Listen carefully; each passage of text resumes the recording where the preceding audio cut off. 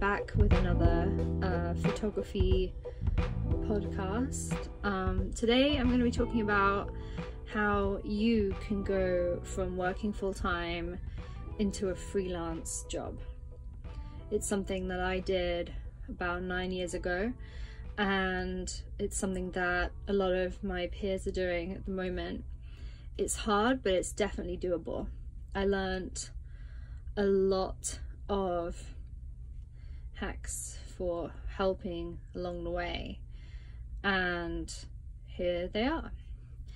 So what I would say is that if you're currently in a full-time job, try as much as you can to save up a couple of months of a safety net as much as possible. I know sometimes this is really hard, especially if you're in a city and your rent is high and your income is low, but try and save up as much as possible.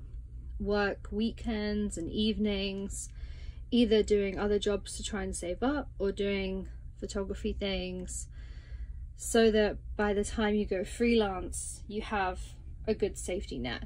Because one of the things with the freelance world is that income is so random. One month you might make 5,000 and the next month you might make 200. So you've really got to be prepared for that fluctuation, and as much as you can try and save up, even if it means you're working overtime and, you know, every hour you can think of for a few weeks. It'll definitely be worth it if it then means that you can go freelance and chase your dream. I'd also say that while you're preparing to go freelance, something that's really good to do is network as much as possible. You know, if you are free the weekends and evenings, I'd say try and organize photo shoots for the weekends. And then this is what I did. So when I did it, I did photo shoots, test shoots on the weekends, and then I would edit during the weeknights. Because obviously after my work finished it was dark or the studios were closed, and yeah, so I feel like that's probably the best way to do that. And just meet as many people as possible, expand your network. You know, the more shoots you do, whether you're doing it for free or doing it for you know, a little money, it's great to build your network of people and to get to know people in the industry and to make friends, because it's great to have friends in the industry. It's great to have people that you can relate to on certain levels. So for example, most of my friends are makeup artists or hairstylists or producers, and you really get to meet a lot of people in this industry. And you know, there's certain people that you'll get on with, and you know, friendships will build, and those people can help you out, you can help them out. It's like a big family network, really. And Facebook has a lot of groups. I know that most people are using Instagram now, you know, to creatively network, but I feel like Facebook is still a really good resource. There's quite a lot of groups, makeup artist groups, hairstylist groups, photographer groups. Personally, I'm following quite a lot of the makeup artist groups and the model groups and stuff like that, because I feel like even though those groups are aimed at and for makeup artists, you can meet a lot of people through those groups, and sometimes things will come up where they're like, hey, we need a photographer, can anyone recommend anyone? And you can be like, oh yeah, me. So I'd say that that's another really great thing to do. And also just networking on Instagram. You know, find models that you want to shoot and message them, and find makeup artists you want to work with in your local town, and you know, try and set up shoots with them. Obviously be really careful about meeting anyone online. I'd definitely say to be careful about this. Make sure they are a legitimate person, make sure that they're not some kind of scam artist. Try and see if you've got any friends in common and try and verify their existence with these people, especially when you're starting out. It can be really hard to navigate this. And yeah, so just just be as careful as possible. And if you're meeting anyone new, you know, try and make sure it's in a public place or it's an official studio, because I think as well a lot of the studios that are cheaper are often kind of scams. So just make sure that everyone you're meeting and any venue that you're using is legitimate, because there's a lot of people that try and trap young creatives. So be very careful. Take somebody with you, take a friend with you, take a parent with you. Be careful, be vigilant, because you know there is a darker side of this industry, so always have to be careful for that. But yeah, just build your network as much as possible. And the best thing I would say is, before you go fully freelance, make sure you have got a few jobs coming in.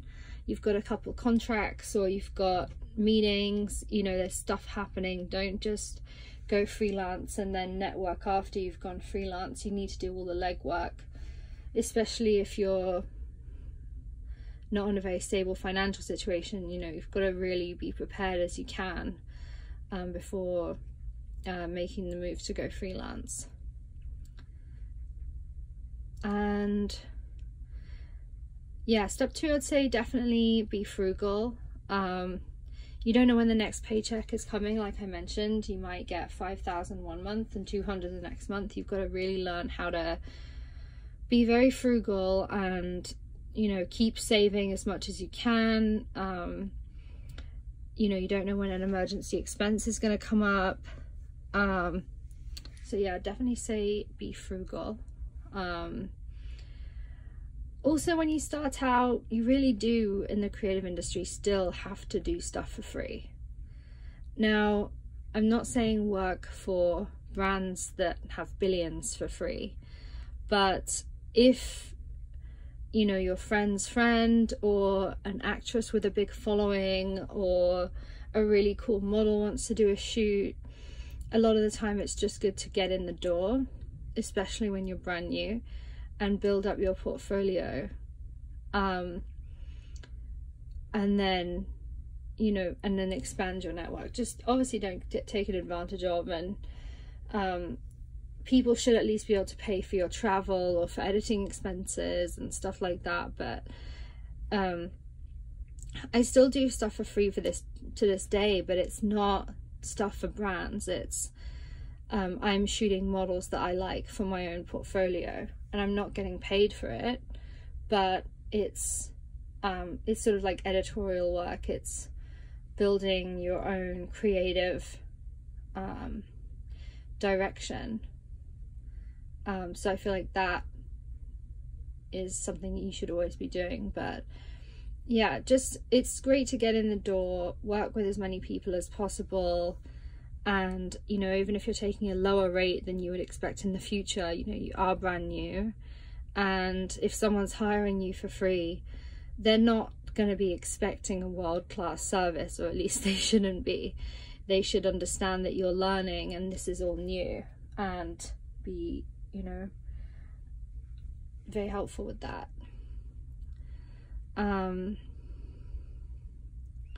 And the more people you meet, the bigger your network will grow. I've done jobs where I was like, oh no, what's this shoot? Like, oh, why did I do this? But then a few months later, somebody I met on that shoot was like, oh, we've got this massive campaign. Like, I remember working with you on this job. Do you want to do this together? And I'm like, wow, okay, cool, yeah. So it's definitely worth just getting your name out there, getting people to know what you're doing, and as well as that, yeah, so just, yeah, make sure you're doing that. The next step I would say is to think about the area you live in. Do you live in Los Angeles? Do you live in a small rural village? Do you live in a small city, a big town? And think about what industry is there and what clients are there, because it may have to be the case that down the line you might need to move to a different city to really pursue your dreams, because most of the big brands are only shooting in, you know, 10 major cities in the world. but it's definitely worth starting off your career wherever you are. See if there's any model agencies in your local area, and check out the models' Instagrams that are with the agency and see what brands they're working for. You know, are they all shooting for activewear brands? Are they all shooting for beauty brands? It's worth checking that out and kind of investigating a little bit, because then you can see all of the sorts of jobs that are up for grabs in your town. If you really want to shoot for, you know, handbag brands, and you're looking around on Instagram and on Facebook and stuff, and you really just can't seem to find any handbag brands in your town, you know, and that's something you're passionate about, look at the nearest city or town that maybe they have more. Maybe look at relocating to a bigger place. But again, if you're relocating city or country, you know, that's another whole amount of savings you'll need to have. But I'd definitely say, I mean, for example, what I did is I grew up in sort of a large town about 3 hours outside of London, and in my town there was no work. I shot for a few hairdressers. We did little catwalks, and I shot those, and one time all the hairdressers did like different styles on their friends and I photographed that. My mum made scarves, and I used to photograph her scarves on some of my friends. But you know, I'm not about to be making a decent amount of money with that kind of work, so I relocated to London as soon as I could, afford to, and yeah, so, and then I built my career up in London for about 10 years, and now I live in Los Angeles. But it took me 10 years of working in London to be able to build up enough work, enough practice, enough client base, enough money to be able to relocate to Los Angeles and you know, get the visa, get all the contacts in LA. You know, that in itself was about, you know, a 4 or 5 year process of me coming to Los Angeles. And you know, first I came as a holiday, and then I came again, and I was like, wow, and there's so much happening here. And then I ended up managing to get my visa because I had enough work with big clients in the UK to qualify. And yeah, after 4 years or so of working here, now I'm here. So yeah, I mean, it's a long game. You're playing the long game, and it's not like you can just move country overnight. There's just so much paperwork and experience and stuff you need, but it's definitely possible. Anything's possible if, you know, you've got good taste and you work hard enough. So you know, that's always good to have. Yeah, and then I'd say I think I mentioned this before, as much testing as possible. The more models that your work ends up on their Instagrams of, the more people will see your work. Like, I've definitely got booked because I've done tests with models, and then, you know, people that work for makeup brands have seen the models posts and is like, oh, who's that photographer? And then they found me and they're like, oh, I want to hire her. So, you know, the more, and make sure you're proud of this work as well. A lot of the time testing is a collaborative process, and it should be, but if you have a very strong creative direction that you want to do, make a mood board. You know, don't just make a general mood board, make a mood board for the lighting, make a mood board, you know, I'm talking about a 10-page PDF where you've got an overall mood board at the front, and then I normally have a lighting mood board, a styling mood board, a hair mood board, a makeup mood board. Make it specific, and you know, send it to your hair makeup artist friends and just say, hey, do you want to shoot this? And if they like it, they'll want to shoot, and then, you know, they're getting something out of it because they like it. But don't turn up to set with no idea what's happening and then you kind of play around, but the hairstylist is doing something that's 50s and the stylist is doing something that's 90s, and it just doesn't work. Sometimes magically it does, but a lot of the time it doesn't, and then it's so awkward because you're either telling the stylist they've got to change the clothes or the hairstylist to change the hair, and it's just, you know, take it from me, it's happened enough times. So yeah, just plan, be organized as much as you can. I'd say something else that is that is useful is see if any of your other freelance friends have an accountant. Everybody's going to need an accountant, and after, you know, a few months of you being freelance, you should really start thinking about this. Even if you're earning under the limit to be taxed on, it's worth just having everything in order. So yeah, ask any other freelancer friends if they have an accountant and get a good recommendation if somebody actually likes theirs. And then if none of your friends know of one, then ask your friends if they know what their business accountant is, because a lot of smaller companies outsource their accounting to accounting firms and they don't have in-house accountants. And these accountant firms, sometimes they take on small businesses, sometimes they take on individuals, and most accountants know that even though you're only earning, you know, 10,000 a year at this point, in a few years you might be earning 200,000. So it's worth, you know, they know that you could be earning more down the line. So a lot of the time they will work with younger people because they know that they're gonna basically have this client for life. So yeah, and just make sure that these recommendations are good. Getting recommendations on Google is very hard. Go on Trustpilot if you are, but I'd say generally try and get recommendations through friends. And another thing I'd say is, if you're having a quiet month, don't panic. Don't panic. Your career is not over. Just work hard, think about other avenues of income. Your freelance career generally isn't a steady uphill.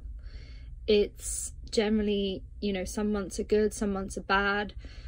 Try and be mentally prepared for this. A lot of my friends, including myself, have a few quiet months and we're like, oh my god, our career is over. It isn't. It's only over if you give up. And, you know, unless you have like a full couple of years of it being really bad, it's definitely worth still keeping at it, especially if you love it. But obviously, you know, don't be silly with it. Don't, you know, if you've got a mortgage, make sure that you're not putting the mortgage at risk.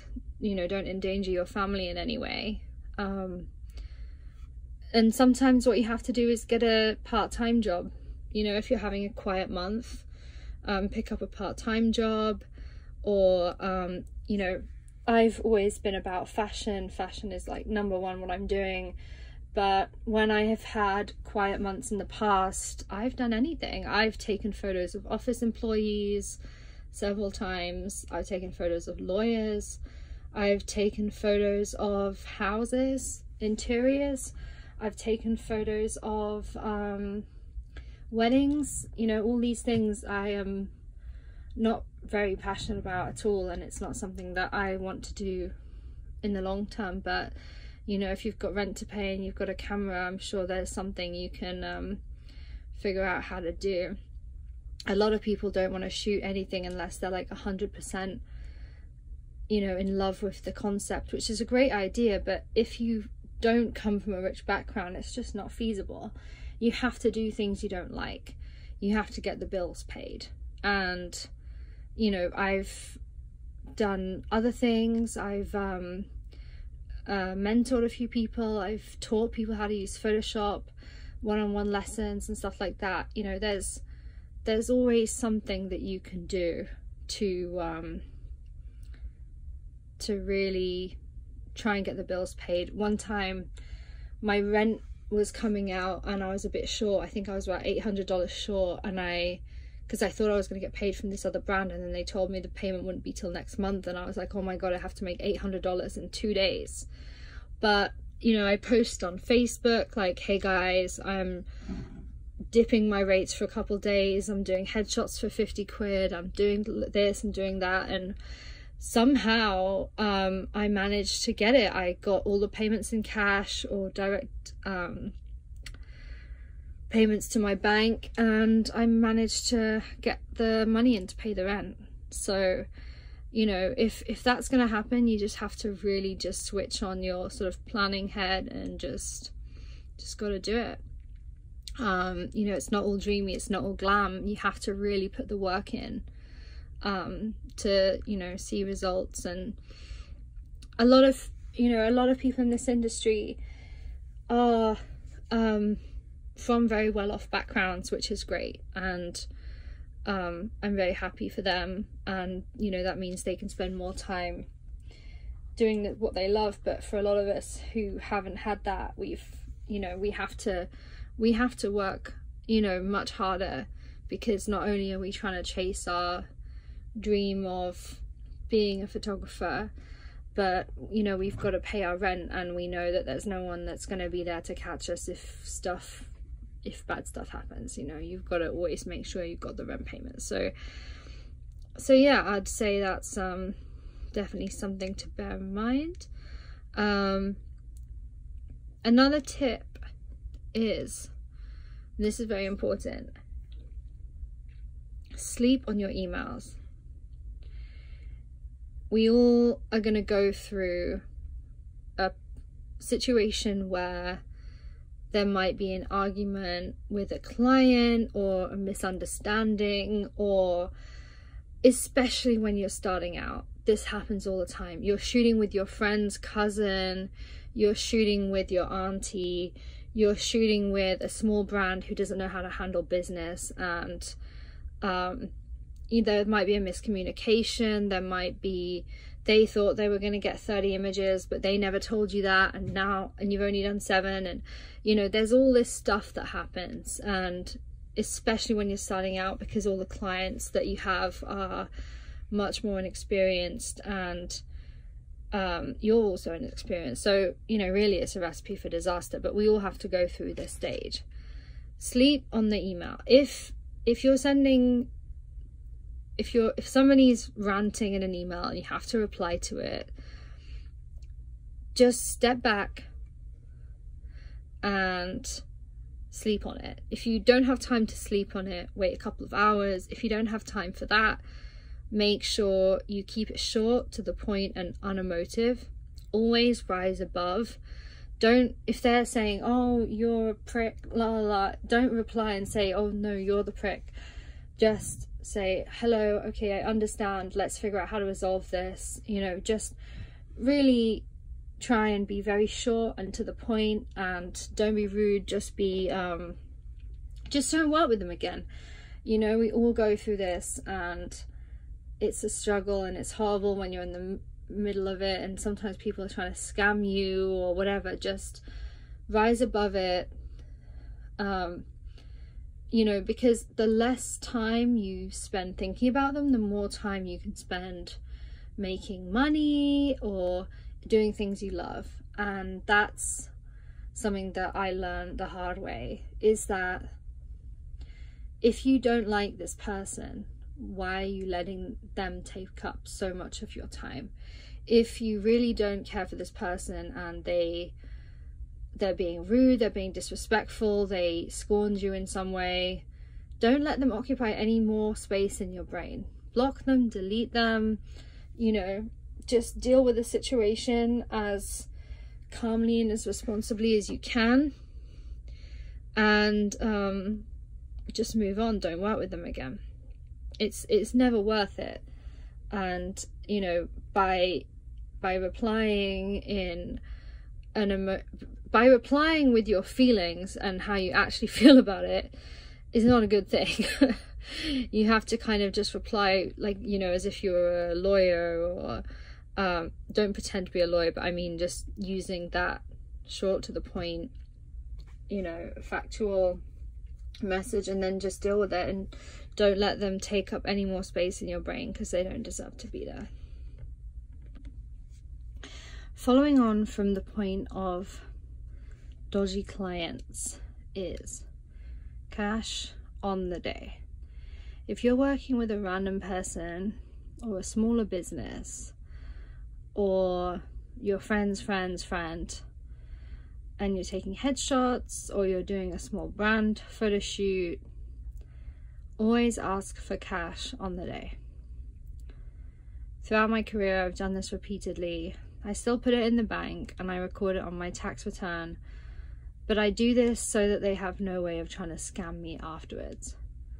It's always better to be cautious, and after being repeatedly scammed myself, and after seeing a load of my friends be scammed, especially when you're on such a small level that you're only charging people a couple of $100, you can't exactly afford a lawyer if they don't pay.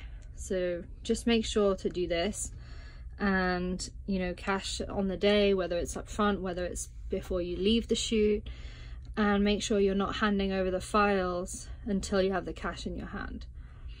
Make sure to remind them about the cash the night before and on the morning of the shoot, because people always forget. But obviously you don't want to be the scammer either, so make sure that before the shoot you have a specific mood board that the client has sent you before you even book in the shoot date, and make sure that it's actually doable. You know, if a client has picked a shoot location that is a rooftop, but the shoot is all on a pink background in a studio, it's not going to work. You need to make sure that the client has a very specific mood board in mind, and that it is actually doable, that you have all the lights, that you have all the, you know, equipment that you would need. And if the client says to you, oh, we just want it like this, but I know you don't have all the equipment, but just do it as close as you can, make sure that's in writing. Make sure everything is in writing on email. Even if you don't have a specific contract, make sure that all the assets and the deliverables and stuff are agreed upon beforehand. And especially with the editing, are you editing it? Is someone else editing it? What's the editing rate? What level of editing are they expecting? Make sure that you clarify what level you're doing.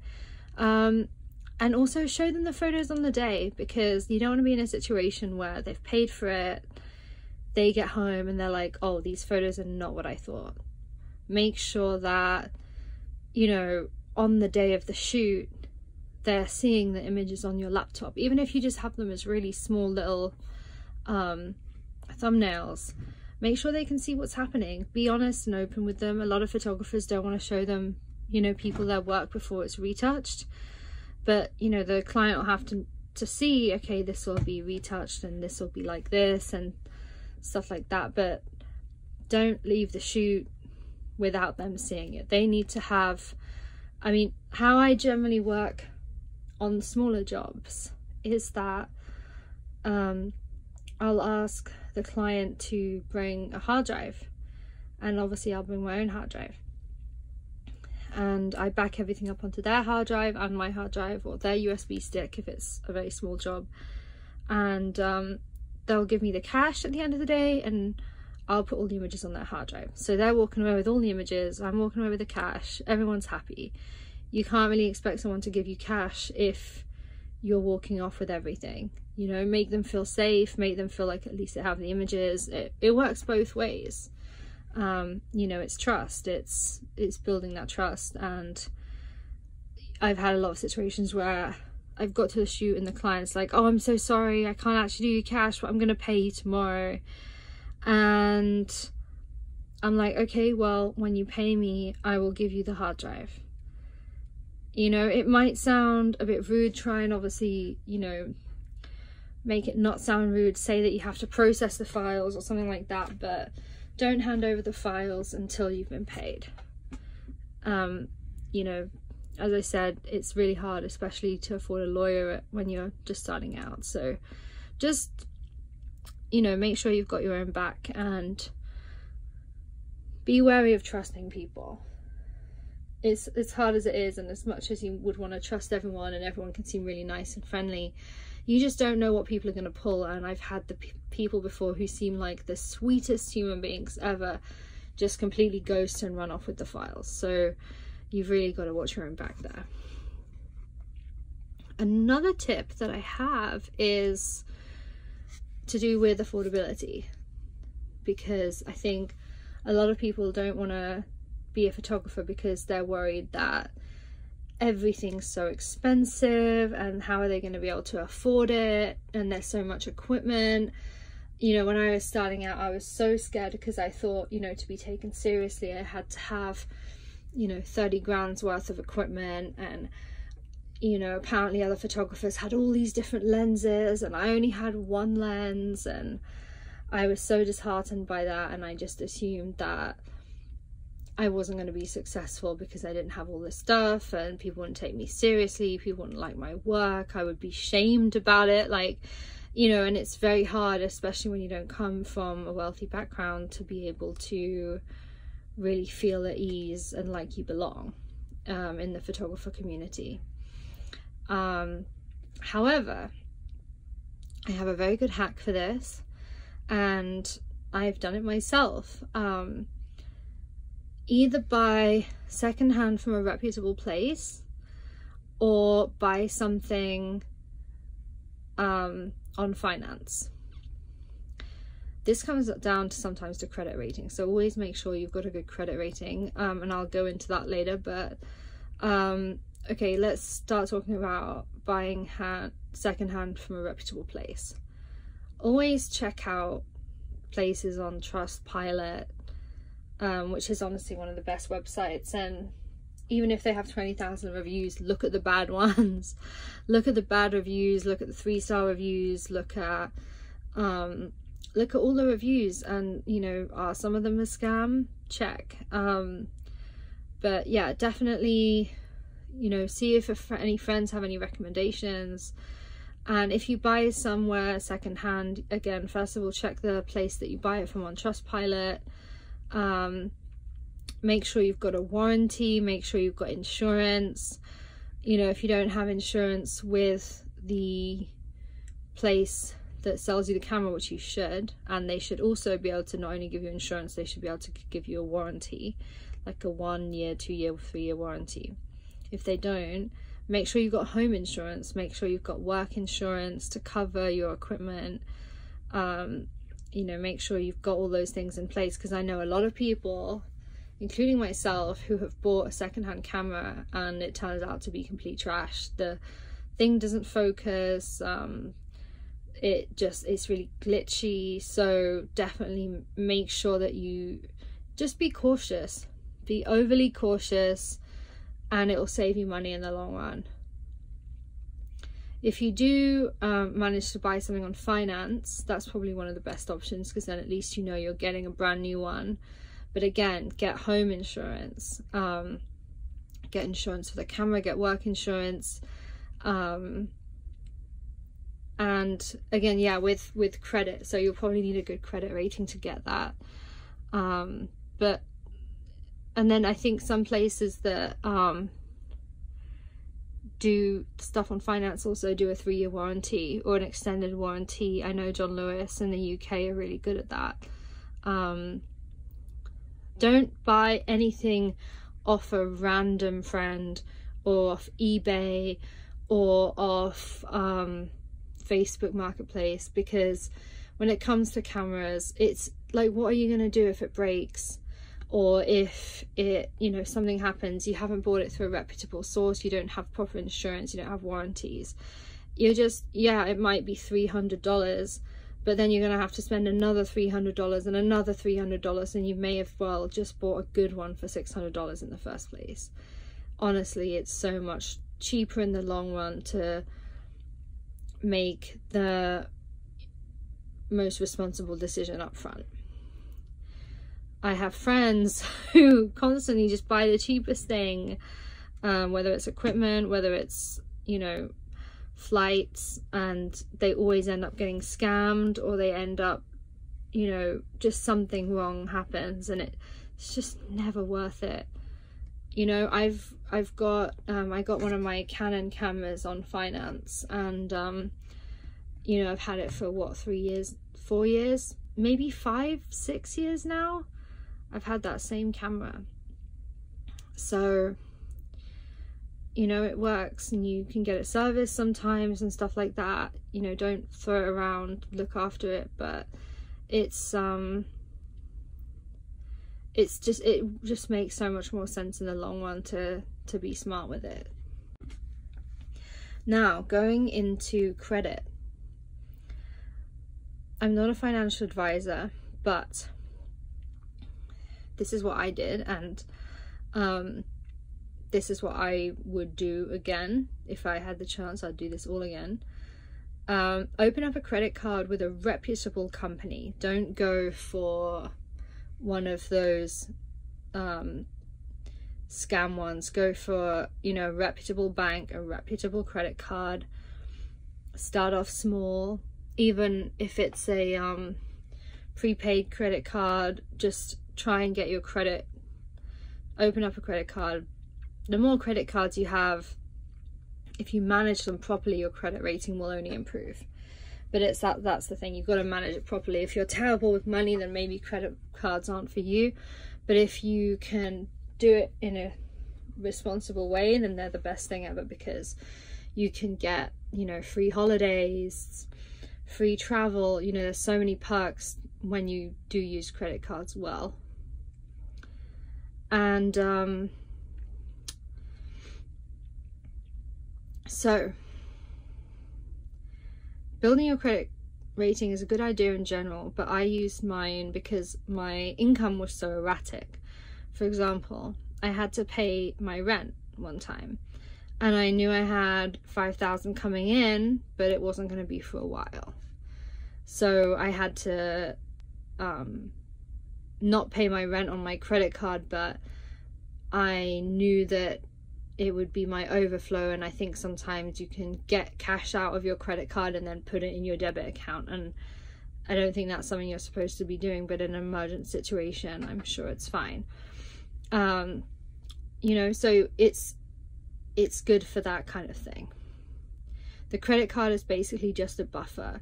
If you've got any emergency expenses, or, you know, any, you know, you got to fix the washing machine type emergency, credit cards are great.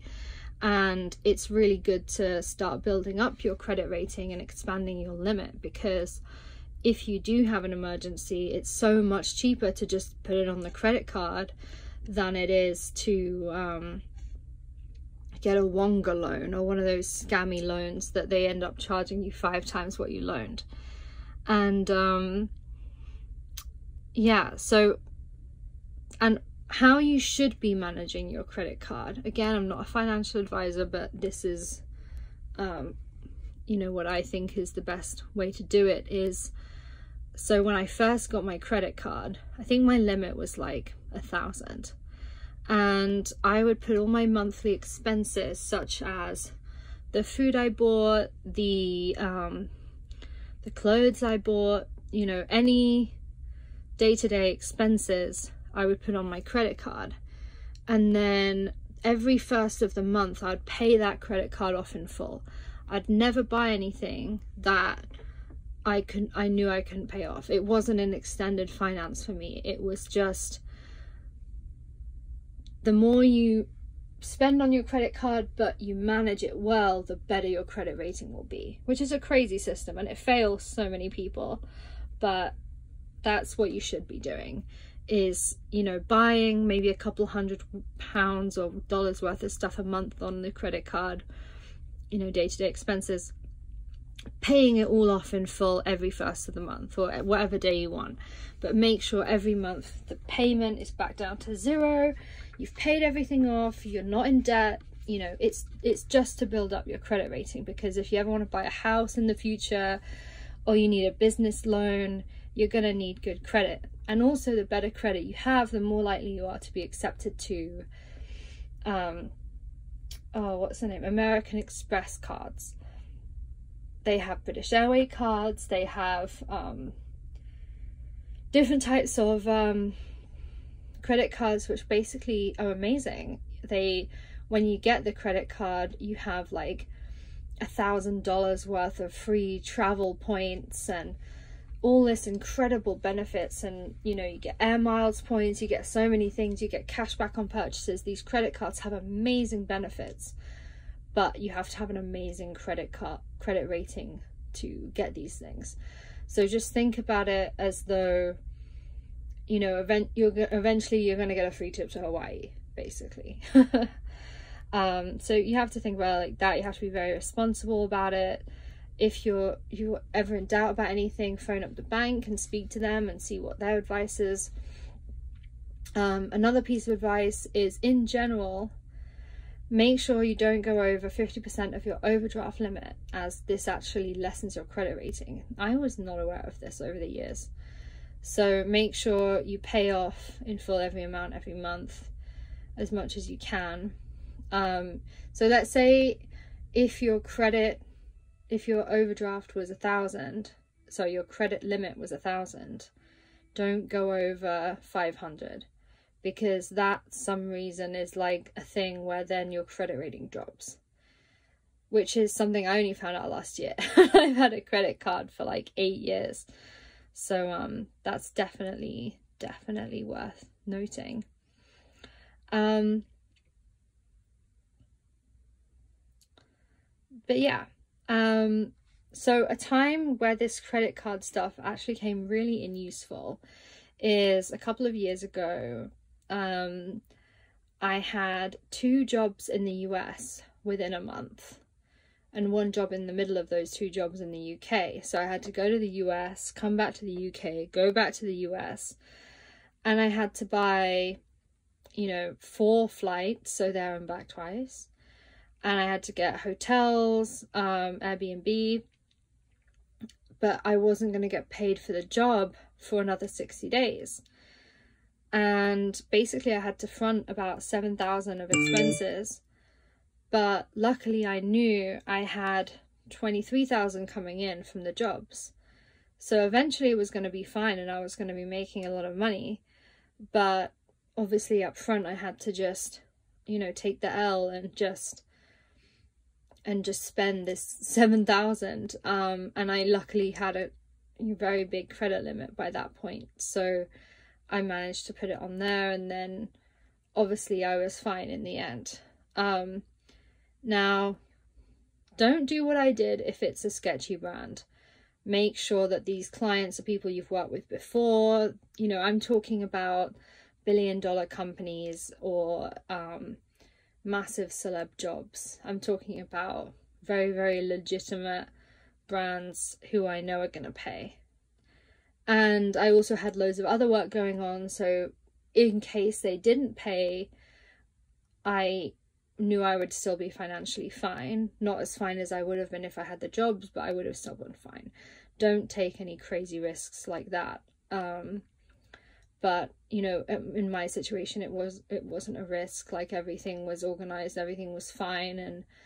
And, but, you know, that credit card really came in handy, because if I didn't have that money there, I wouldn't have been able to do this job. Another good hack is to get a website and get business cards, but don't pay a fortune for them. You can get 100 business cards for roughly $40 to $50 at some places, sometimes even better rates. And you can get a website such as format.com, which is my favorite, or you can get Wix or Squarespace for around, you know, $10 to $15 a month. Sometimes more, sometimes less. If you're a photographer, makeup artist, stylist, nobody really cares about your website format. Clients are looking at your work. Mostly they do not care about the website format. I've shot for some of the biggest brands in the world, and nobody has ever not hired me because I didn't spend $10,000 on a website. A lot of people, especially when you're starting out, are like, oh, you need this state-of-the-art website, and oh, you're going freelance. My friend's brother's a web developer. He can build you a website for £600. And well, it's not £600, because whenever you want to update your photos, you're going to have to ask him to do it, and then that's going to be more money. And it's something that you really need to learn how to use one of these programs yourself. I find Format the most easy to use, but you know, and I think they're great for photographers, but I know a lot of people prefer the operating systems of, you know, Wix or Squarespace. So I'd definitely say, you know, figure out which one works the best for you, which ones have the best layouts on option. Or let's say you have a friend who really knows how to use Format, then that's probably the one to go to, because they can help you out and show you how to use it. But yeah, I'd say, you know, build your own website, figure out your domain. Domains can be complicated to set up. Everyone's always got a friend that knows how to set up a domain. So ask around about that. And yeah, don't worry about not having the most state-of-the-art website. It's the quality of your work that counts. You know, if you've got terrible work but amazing website, no one's gonna hire you because your work is bad. If you've got an amazing work but your website everyone knows costs you $7 a month, no one's gonna care. They still love your work, you know. And if people do care, then they're looking at the wrong thing. Another thing, you know, that a lot of people I think are too quick to judge on is email addresses. It's fine to have a, you know, yourname@gmail.com as a professional. Most people do. I work with, you know, some incredible makeup, hair photographers, videographers from around the world who are doing huge campaigns, huge things. Some of them have a Gmail, some of them have a Hotmail, some of them have a theirname@theirname.com. It does not matter. No one, you know, it's gonna be like, oh, they don't have a theirname@theirname.com, I'm not gonna work with them. It's something that's so irrelevant and just really doesn't matter, but I think a lot of people worry about it, and it's just really not something to be concerned about too much. As well as this, don't bother with a printed portfolio. In my opinion, you know, other people may have different opinions, but in my opinion, do not bother. It is so expensive. And loads of people will tell you that you need one, but it's a huge waste of money. It constantly needs updating. I spent about $2,000 on mine. I spent about $500 on getting the portfolio box done, all jazzy, at this like really expensive bindery place. And then this place was charging $10 per print, which is insane. And I ended up getting prints done from somewhere, you know, up north in the UK for £2 per print, which was a much better deal. But it's just not worth it. You've got to update your book every few months. I literally used mine for about 4 months. It was a total waste of money. I got a few jobs from it, but I would have got those jobs had I shown them the exact same work on a laptop as well. I really don't think anyone's... It's so old school. It's what people did in the 90s, the 80s, which is great, and back then totally relevant. But right now, you know, if I've got a meeting, somebody's already seen my work on Instagram or whatever anyway, but if I go in for a meeting, I'll just literally pull it up on my laptop. Some people think they need to get an iPad for it. If you want to do that, great. I literally just show them on my laptop. If you've already got an iPad, then perfect, but I just do a PDF on my laptop. I use Keynote to make a really nice PDF, and yeah, that's how I do it. I just feel like it's a huge expense, and it's not something that you should feel pressured into buying. That money is better off getting a different lens, or investing in having a break, or investing in, I mean, you know, a cool photo shoot that you want to do. You want to get props, you want to hire a cool location house to get some great images, you want to hire this model. You know, there's so many other better uses for that money, even just to put it towards your savings account to be able to have a bigger buffer. So yeah, that is some freelance tips that I have. I have so many more tips, so I'll probably do a part 2 of this video. You know, I've been freelance now for about 10 years, so there's a lot of hopefully useful information that I have. Feel free to ask me any more questions or leave any feedback down below. I read all the comments, and you know, I spend the first hour after I upload just reading through the comments and replying to everyone. So if you have any questions, please let me know. Have a good one. Subscribe and like this video if you can, and I'll see you on the next